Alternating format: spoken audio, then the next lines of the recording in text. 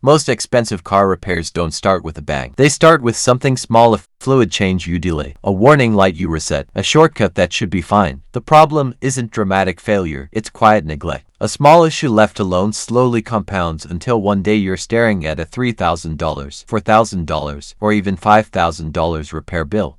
In this video, we're not debunking myths. We're breaking down the maintenance habits that quietly turn minor wear into major damage and why they cost so much more than fixing them early. Habits 1.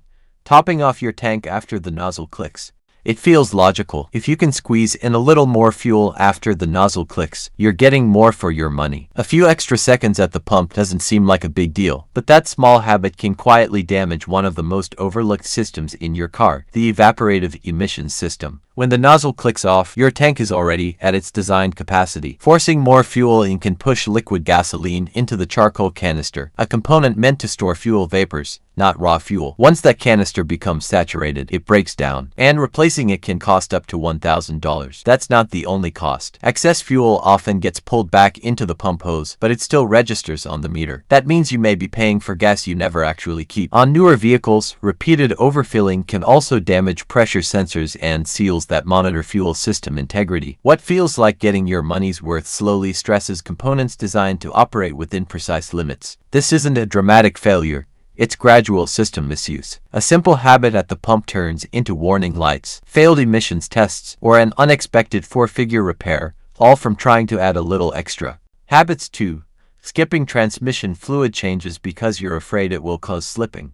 A properly maintained transmission should last 100,000 to 200,000 miles, but that lifespan depends heavily on one overlooked service: fluid changes. Transmission fluid isn't permanent. It operates between 75 degrees Celsius and 90 degrees Celsius, and as temperatures rise, the rate of oxidation increases. In fact, for every 10 degrees Celsius above 70 degrees Celsius, fluid degradation can double. Over time, the fluid breaks down into varnish and acidic compounds that coat clutch packs, valves, and sensors.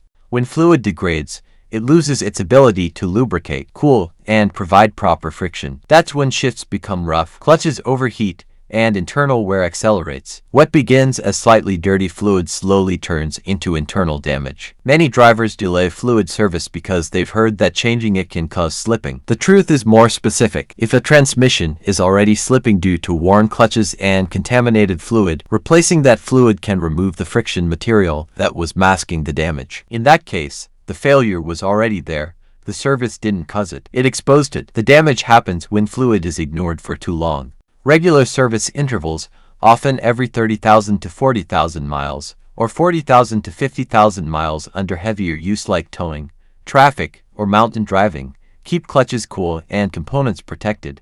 Skip that maintenance, and sludge builds up, heat rises, friction surfaces glaze. Eventually, the repair isn't a fluid change, it's a $2,000 to $5,000 rebuild or replacement. This isn't a sudden failure. It's gradual neglect. Transmission fluid doesn't destroy gearboxes, ignoring it does.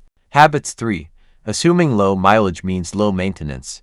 A low odometer reading can create a false sense of security. If the car hasn't been driven much, it feels like it hasn't been worn. But mileage only measures movement.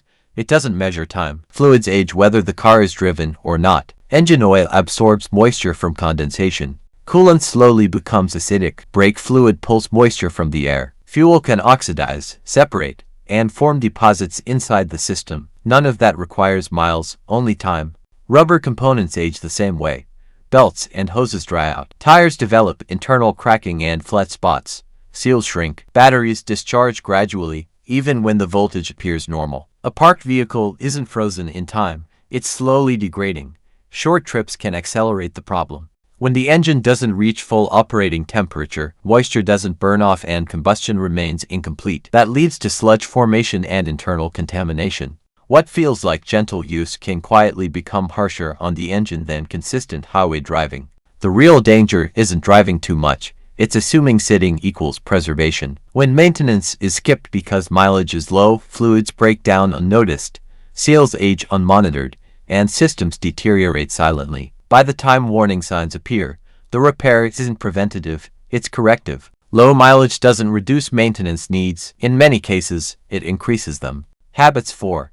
Assuming every parked car needs a battery maintainer.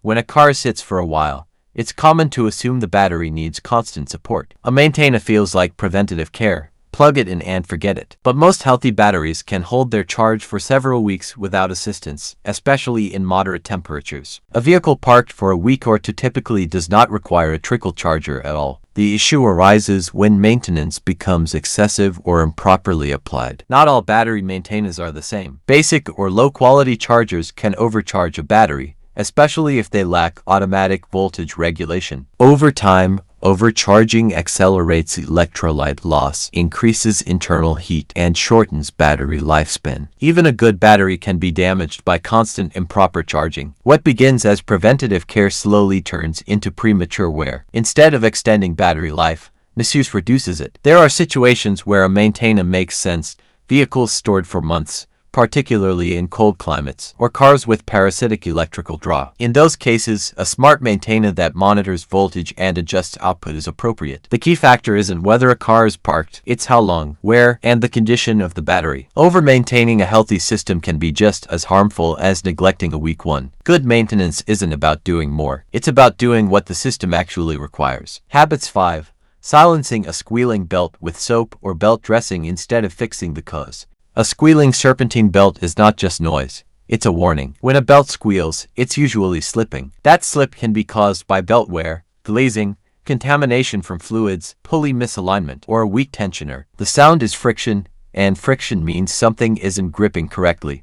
Applying soap, belt dressing, or lubricant may temporarily quiet the noise, but it does not restore proper tension, alignment, or rubber condition. In fact, certain products can dry out the rubber compound, accelerate cracking, and spread residue onto pulleys, reducing grip even further.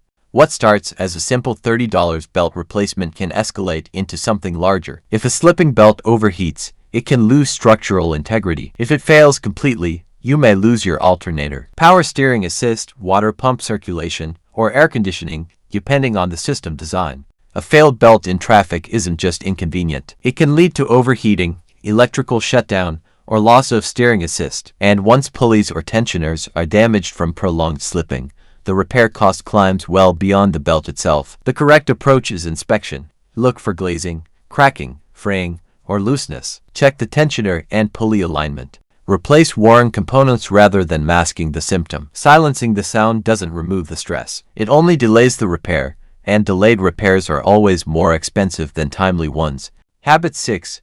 Running straight water instead of coolant in hot climates. The word antifreeze makes it sound seasonal. If you live in a hot climate, it can seem unnecessary. But antifreeze isn't just about preventing freezing, it's about thermal stability and corrosion protection year-round. When mixed properly with water, antifreeze becomes coolant. Most vehicles require either a 50/50ths or 70/30ths mix depending on design. That mixture doesn't just lower the freezing point, it raises the boiling point. Water alone boils at 212 degrees Fahrenheit 100 degrees Celsius. A 50/50ths coolant mixture raises the boiling point to around 265 degrees Fahrenheit 129 degrees Celsius under pressure. That extra margin prevents vapor formation inside the cooling system during high load or high temperature operation. But boiling isn't the only concern.